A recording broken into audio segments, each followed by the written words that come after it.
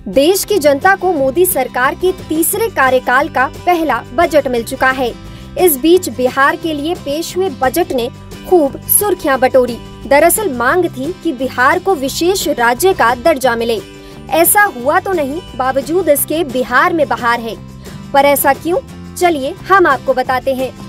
देश की वित्त मंत्री निर्मला सीतारमण ने बिहार को लेकर कुछ बड़े ऐलान किए, खास तौर पर इंफ्रास्ट्रक्चर को लेकर। इसमें पटना से पूर्णिया के बीच एक्सप्रेसवे को भी शामिल किया गया है। वित्त मंत्री निर्मला सीतारमण ने ऐलान किया कि पटना से पूर्णिया के बीच एक्सप्रेसवे बनाया जाएगा। इसके लिए फंड की भी घोषणा की गई।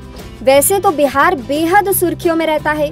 वजह है सड़क पर बने पुल, जो ताश की पत्तों की तरह बिखरते रहते हैं। अब बजट में पटना से पूर्णिया के बीच एक्सप्रेसवे को शामिल किया गया है। इसी कड़ी में लोकल 18 ने बिहार की राजधानी पटना के लोगों से खास बातचीत की। इस पर उनकी क्या राय है, आइए आपको सुनाते हैं। पटना से पूर्णिया एक्सप्रेसवे हो जाने से सबसे पहला फायदा तो आपको जनता को मिलता है। जो भी अभी जा रहे हैं, दूरी तय करती है 10 से 11 घंटा कम से कम लग जाता है। वो 5 से 6 घंटे में दूरी तय होगी, तो 4 से 5 घंटा तो ऐसे सेव हो गया।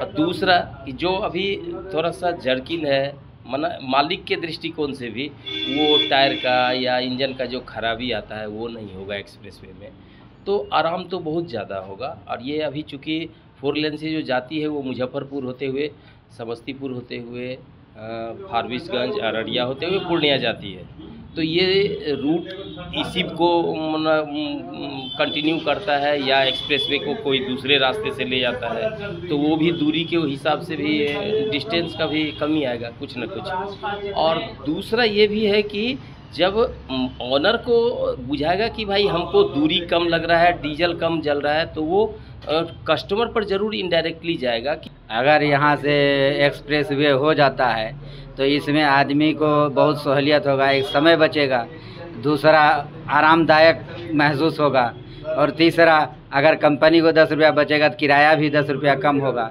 एक्सप्रेसवे बनने में इतना फ़ायदा होगा आम पब्लिक को। रूट तय होता है यहाँ से हाजीपुर, मुजफ्फरपुर, दरभंगा होते हुए अररिया, फारबिसगंज होके पूर्णिया तक पहुँचते हैं। कितना समय लगता है? अभी 8 से 10 घंटा लगता है।